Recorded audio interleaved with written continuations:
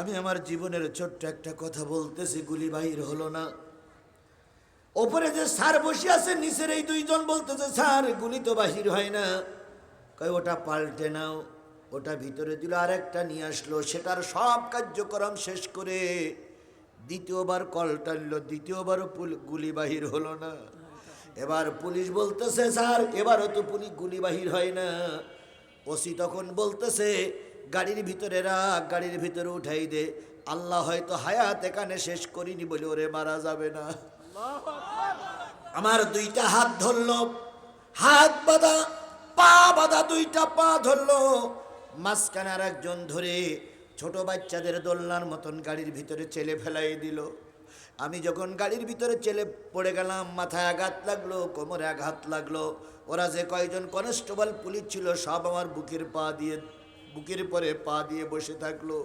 সেদিন আমি মনে করেছিলাম এরা এখানে না হলে হয়তো নদীতে হাত বেঁধে পা বেঁধে ফেলাই দেবে, হয়তো সেদিন আর আমার বাঁচা হবে না। তাহলে বন্ধুগণ, আমি কোনো রাজনৈতিক দলের বড় লিডার নই। সাতক্ষীরা জেলার কাছে শুনে দেখেন, আমি কোনো রাজনৈতিক বড় লিডার নই। আমি শুধুমাত্র কোরআনে একজন খাদেম হিসাবে, খাদেম হওয়ার কারণে ওরা যদি আমার পরে এই নির্যাতন করতে পারে, তাহলে বড় বড় নেতাদের বেলায় কি হয়েছে? কথা বলেন ঠিক না বেঠিক? এখন জাতির কাছে জানতে চাই, যে পুলিশ আমাদের ধরতে আসতো সেই পুলিশের কাছে জানতে চাই কি অপরাধ করেছিলাম আমরা, যার জন্য আমাদের এত অন্যায় অত্যাচার করা হয়েছে। কোনো অপরাধ আমরা করিনি, শুধুমাত্র কালেমার দাওয়াত দেওয়ার কারণেই ওরা আমাদের এই অত্যাচার করেছে। কথা বলেন ঠিক না বেঠিক? কোনো অপরাধ করিনি তবু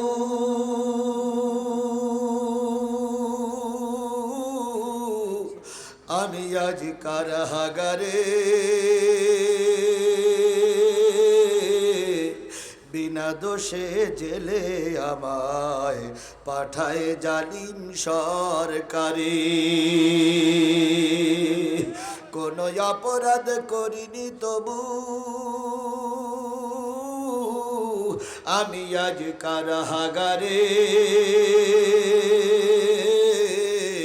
বিনা দোষে জেলে আমায় পাঠায় জালিম সরকারে।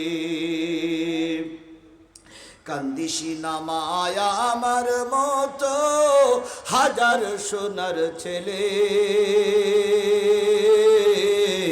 বন্দি আছে জেলখানাতে দিনের সব কাজে ফেলে। যেই দেশেতে বিচার সে তা বলবো এসব কারে,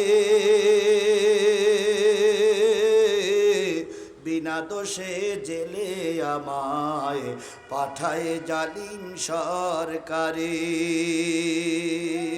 চোর ডাকাত আর খুনিরা পায় রাষ্ট্রপতির খবর, সৎ মানুষের জন্য শুধু দুঃখ কষ্ট জমা। সত্য কথা বললে মাগো গুলি করে মারে,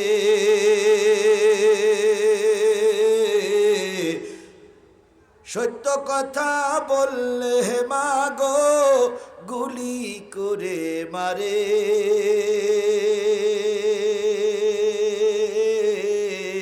বিনা দোষে জেলে আমায় পাঠায় জালিম সরকারি।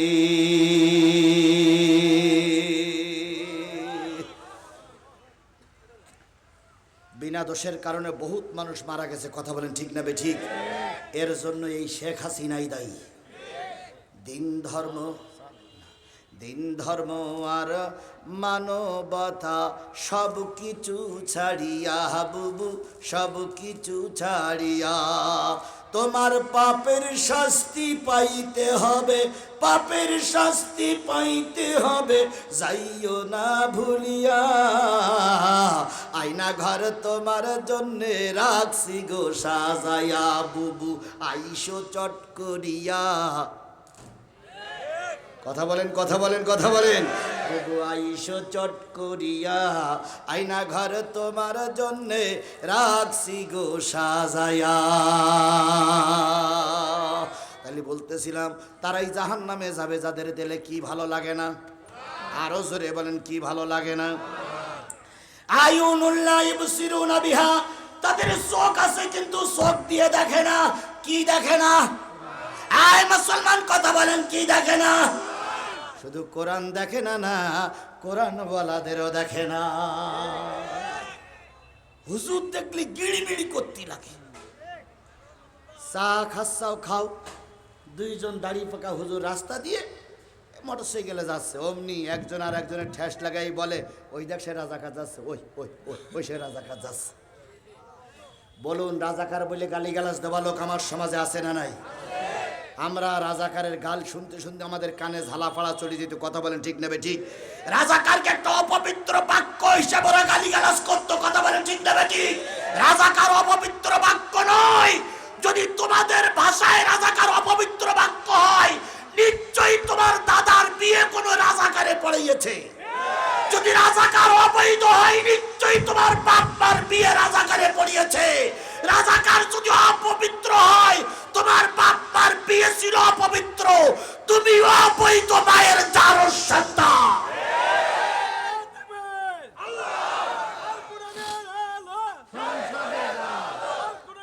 আয়ুনুল্লাহ ইবসিরুনা বিহা, তাদের চোখ আছে কিন্তু চোখ দিয়ে দেখে না। কি দেখে না? আযানুল্লাহ ইয়াসমাউনা বিহা, তাদের কান আছে কিন্তু তারা আযান শোনে না। উলাইকা কালানাম, আল্লাহ বলেন এরাই হলো চতুষ্পদ জন্তুর মতো, এরা যাবে জাহান্নামে। তাহলে জাহান্নামীদের অনেকগুলো দোষের ভিতরে একটা দোষ হচ্ছে কোরআন। কোরআন সবাই দিলে কোরআন আছে, ওদের দিলে কি নাই? যারা কোরআন শোনে না তারা যাবে কোথায়? যারা কোরআন দেখে না তারা যাবে কোথায়? তাহলে কোরআনওয়ালা মঞ্চে বসে আছে আর কোরআন আপনাদের শোনাচ্ছি, যদি মোনাজাতের আগে কেউ উঠে যায়, ধরে নেবেন এটাই জাহান্নামী। জান্নাতি মানুষ কোরআনের মাহফিল থেকে যেতে পারে না। তাহলে আমার শেষ মোনাজাত পর্যন্ত থাকতে রাজি আছেন? রাজি আছেন? রাজি আছেন? আধারে ভয় পেও না, আধারে ভয় পেও না, আলো আছে আড়ালে, জালিমেরা পালিয়ে যাবে তুমি উঠে দাঁড়ালে। আধারে ভয় পেও না, আধারে ভয় পেও না, আলো আছে আড়ালে, জালিমেরা পালিয়ে যাবে তুমি রাস্তায় দাঁড়ালে। আল্লাহ তাআলা আমাদের শেষ মোনাজাত পর্যন্ত কবুল করুক। সকলে মিলে বলুন আমিন। আরেকটু জোরে বলেন আমিন।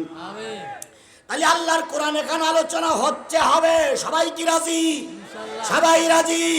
আমি আপনাদের সামনে সূরা নিসার 58 নম্বর একটা আয়াত তেলাওয়াত করেছি। তিরমিজি শরীফের ছোট্ট একটা হাদিস প্রথমে পড়েছি, ওই আয়াতটার দিকে যাচ্ছি।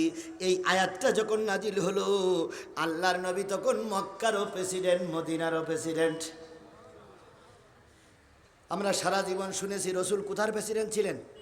মদিনার। কিন্তু আজকে শুনে নেন, এই একটা আয়াত সূরা নিসার 58 নম্বর আয়াত যখন নাজিল হলো, আল্লাহ রসুল তখন মক্কারও প্রেসিডেন্ট, মদিনারও প্রেসিডেন্ট। বলুন তো, নবী মদিনার প্রেসিডেন্ট, মক্কার প্রেসিডেন্ট, কাজটা কি ঠিক? কথা বলেন, কাজটা কি ঠিক? আরেকটু জোরে বলতে হবে, কাজটা কি ঠিক?